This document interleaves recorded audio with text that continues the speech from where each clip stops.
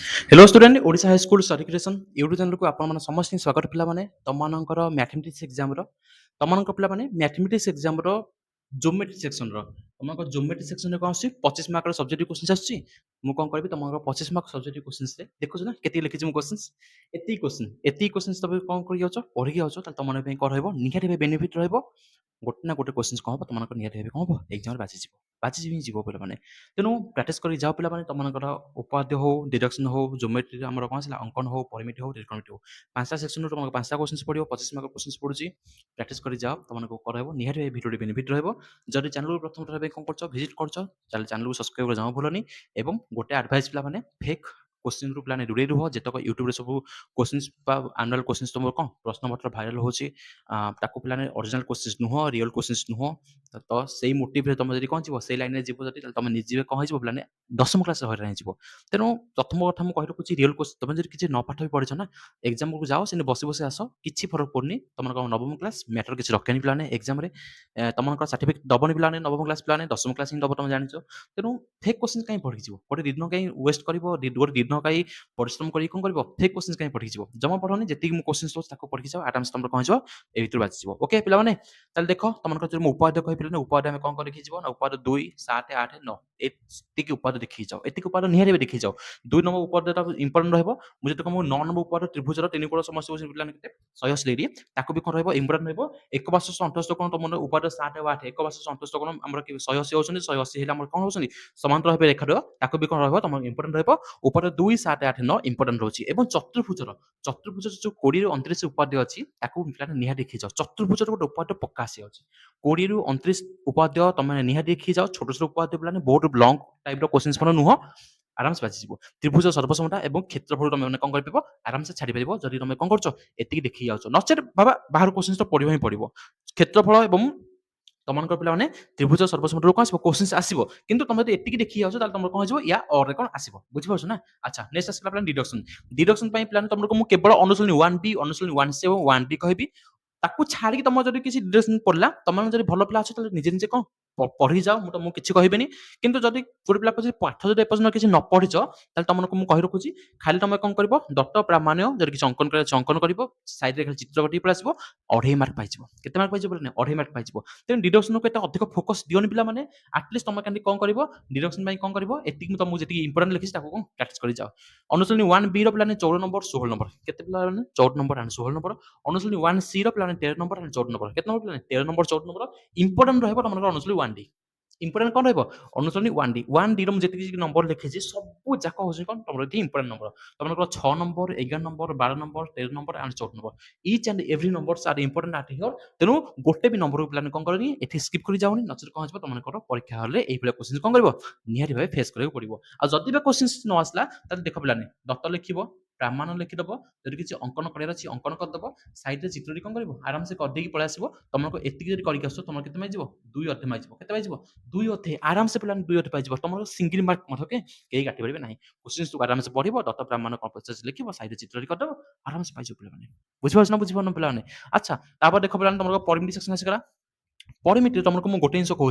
अनुशीलनी 5A 12 number 14 number अनुशीलनी 5B 15 number 16 number अनुशीलनी 5C टाक जब चाहूँ देखी जाओरी रंबस क्वेश्चन इजी आसो देखी जाओरी 5D कथा तुमको मुझे कहबी ट्रापिजियम छाड़ी जाओ पे मैंने 5F कि गोटे क्वेश्चन पक्का आसो गोटे लंग क्वेश्चन तो पक्का आसो घन वस्तु नहीं घन वस्तु चैप्टर गोटे प्लान गोटे क्वेश्चन पक्का जब तुम 5F लिखी जाओ ना ताले आउ किसी नदेखिले चलिबो जदि 5F लिखि जाउ ताले आउ किसी नदेखिले चलिबो कारण 5F रो गोटे क्वेश्चन कोन तमरो 100% आसीबो माने आसीबो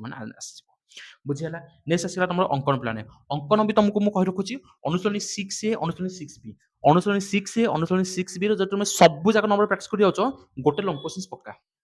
कौट अंकन सेक्शन अनुशीलनी 6A अनुशीलनी 6B जब सब जाक नंबर प्रैक्टिस कर गोटे पक्का कौन क्वेश्चन आसपरी ताको जब छाड़ुच पे कौन लिखिज पे अनुशीलनी 6E 2 नंबर 3 नंबर अनुशीलनी 6F 4 नंबर 5 नंबर अनुशीलनी 6G 5 नंबर 6 नंबर अनुशीलनी 6H 6 नंबर 7 नंबर अनुशीलनी 6I 2 नंबर 3 नंबर एति लिखी जाइए ना एति लिखी जाइए ना एति ना लिखी जाओ तुम कौन आसो प्लान कौन आसो प्लान लंग क्वेश्चन बाजी अंकन बाजी बुझिपार नेक्स्ट आसीगला प्लान कौन ना तुम त्रिकोणमिति कौन आसीगला प्लान त्रिकोणमिति त्रिकोणमिति कथा तुमको जब कहबी कौन कर 7A के नंबर 37 38 39 ତିନୋଟି ଯାକ ଇମ୍ପୋର୍ଟାଣ୍ଟ 37 38 ଆଣ୍ଡ 39 ଗ ବିଭାଗ 37 38 39 ତିନୋଟି ଯାକ ହଉଛି କଣ ତମମାନଙ୍କ ପିଲାମାନେ ଇମ୍ପୋର୍ଟାଣ୍ଟ ଏବଂ ଅନୁଶ୍ରେଣୀ 7B ର କଣ ଇମ୍ପୋର୍ଟାଣ୍ଟ ରହିବ ନା ଗ ବିଭାଗ ଗୋଟେ କ୍ୱେଶ୍ଚିନ୍ ଅନୁଶ୍ରେଣୀ 7B ରୁ ତମର 100% ଆଣ୍ଡ 100% ତମର ଗୋଟେ ବାଛିଯିବ ଯଦି କଣ ପ୍ରାକ୍ଟିସ କରି ଯାଉଛ କେବଳ ଗ ବିଭାଗ ପ୍ରାକ୍ଟିସ କରି ଯାଉଛ ପକ୍କା ଗୋଟେ କ୍ୱେଶ୍ଚିନ୍ କଣ ତମର ପିଲାମାନେ ଏଥିରୁ ବାଛିଯିବ ଅନୁଶ୍ରେଣୀ 7B ରୁ ତେଣୁ ସବୁ ଯାକ ଭ୍ୟାଲୁ ପିଲା ମନେ ରଖିଦେବ 60 45 ଆଣ୍ଡ 90 ତମର ସରି ଆମର କଣ ଅଛି 30 45 ଆଣ୍ଡ କଣ 60 ଯୋଉ ତିନିଟା ଭ୍ୟାଲୁ ନେଇକି ଆମର କଣ ତମର ସାଇନ୍ କସ୍ ତମକୁ ଆସିଲା tan cot and sec cosec ଯେତେକ ଟେବୁଲ ଅଛି ତାକୁ କଣ ଆରାମସେ ମନେ ରଖିଦିଅ ତମର ପିଲାମାନେ ଖାଲି ଭ୍ୟାଲୁ ପକେଇବ ଆନ୍ସର ପାଇଯିବ ବହୁତ ସହଜ ପିଲାମାନେ ଗ ବିଭାଗର 7B ର ତ ଗୋଟେ କ୍ୱେଶ୍ଚିନ୍ କଣ ହେଇଯିବ ତମର ଏଥିରୁ ବାଜିଯିବ ତ ଏହା ଥିଲା ତମର ଗୋଟେ ଛୋଟ ସେକ୍ସନ ପିଲାମାନେ ତ ପାଖାପାଖି 3-4 ମିନିଟ୍ର କ୍ଲାସ୍ ମୁଁ ନେଇଛି ତମର ଅଧିକ ପିଲାମାନେ ମୁଁ କହୁନି କିଛି ତମମାନଙ୍କ ପିଲାମାନେ ଗୋଟେ ଜିନିଷ ଖାଲି କହି ରଖୁଛି ତମର ସବୁ ଯାକ ଆଲଜେବ୍ରାର କ୍ୱେଶ୍ଚିନ୍ସ ମଧ୍ୟ ମୁଁ ଦେଇସାରିଛି ଏଇ ଚ୍ୟାନେଲରେ ପିଲାମାନେ ଭିଡ଼ିଓ ସେକ୍ସନ ତମେ ଦେଖିପାରିବ ଭିଡ଼ିଓଟି ମଧ୍ୟ ଏବଂ ତମକୁ ମୁଁ କହି ରଖୁଛି ପିଲାମାନେ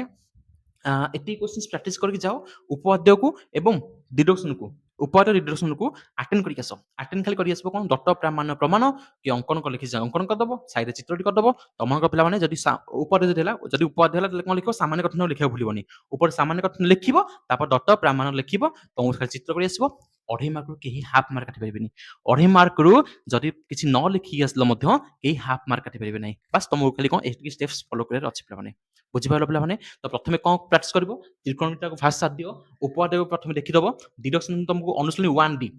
1D ର ଡିଡକ୍ସନଟାକୁ ପ୍ରଥମେ ଦେଖିଦବ ପିଲାମାନେ ନେକ୍ସଟ ଆସିଲା ପିଲାମାନେ କଣ ଅଙ୍କନର ଅନୁଶ୍ରେଣୀ 6A 6B ଯଦି ଦେଖୁଛ ଠିକ କଥା ନହେଲେ ଏତିକି ନମ୍ବର ଦେଖିଦିଅ ତାପରେ ଶେଷରେ ପରିମିତିର ଘନବସ୍ତୁ କଣ ତମେ ଦେଖିପାରିବ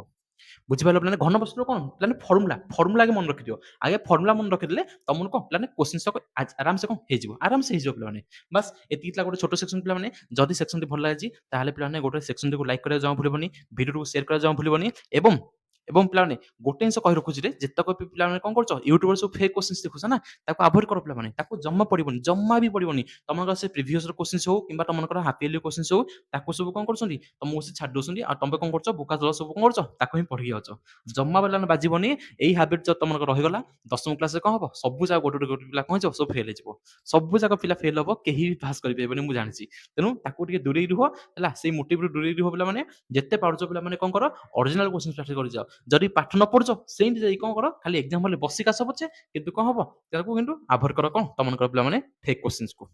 ତ ଥ୍ୟାଙ୍କ ୟୁ ପିଲାମାନେ ଥ୍ୟାଙ୍କ ୟୁ ସୋ ମଚ୍ ସେକ୍ସନଟି ଦେଖିଥିବାରୁ ଯଦି ପିଲାମାନେ କିଛି ଅସୁବିଧା ଅଛି ତାହେଲେ ମୋତେ ନିହାତି ପଚାରିବ